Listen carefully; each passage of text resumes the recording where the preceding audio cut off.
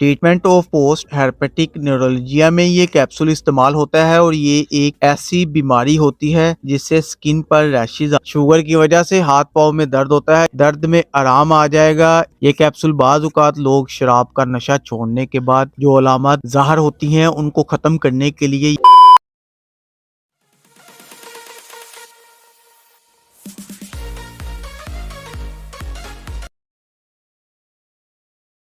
अस्सलाम वालेकुम viewers, welcome करता हूं अपने YouTube चैनल में। आज की हमारी इन्फॉर्मेशन प्रीगालेक्स 75 mg कैप्सूल के बारे में है। आज हम जानेंगे इस कैप्सूल के फायदे, साइड इफेक्ट्स, कॉन्ट्राइंडिकेशन और जानेंगे कैसे इस कैप्सूल का इस्तेमाल करना है। सबसे पहले हम इस कैप्सूल की कंपोजिशन की बात कर लेते हैं। प्रीगैबलिन इस कैप्सूल की कंपोजिशन है और इस कैप्सूल का जेनेरिक काम न्यूरोपैथिक पेन और एंटी एपिलेप्टिक ड्रग्स के लिए इस्तेमाल किया जाता है। ये capsule 50 mg, 75 mg, 100 mg, 150 mg और 300 mg की मकदार में दस्तयाब होता है। इस कैप्सूल को मैग्नस फार्मा कंपनी तैयार करती है। डिटेल में जाने से पहले अगर आप हमारे चैनल पर नए हैं तो चैनल को सब्सक्राइब और वीडियो को लाइक जरूर करें ताकि मेडिसिन की और इंफॉर्मेशन आप तक बआसानी पहुंच सके। शुक्रिया। आप चलते हैं वीडियो की तरफ। अब बात करते हैं इस कैप्सूल के फायदे की और बात करते हैं कि किन किन सूरतों में इस कैप्सूल का इस्तेमाल किया जा सकता है। Treatment of post hepatic neuroglia में ये कैप्सूल इस्तेमाल होता है और ये एक ऐसी बीमारी होती है जिससे स्किन पर रैशेज आते हैं, यानी सुर्ख स्किन हो जाती है और बहुत देर तक स्किन पर बर्न इफेक्ट होता है। ये एक वायरस होता है जो चिकन पॉक्स की तरह होता है, तो ऐसी बीमारी के लिए इस कैप्सूल का इस्तेमाल किया जाता है। इसके अलावा अगर शुगर की वजह से हाथ पाँव में दर्द होता है या फिर हाथ पाँव कमजोर हो गए हों तो इसके लिए भी ये कैप्सूल बहुत ही फायदेमंद है। इस कैप्सूल के इस्तेमाल से दर्द में आराम आ जाएगा।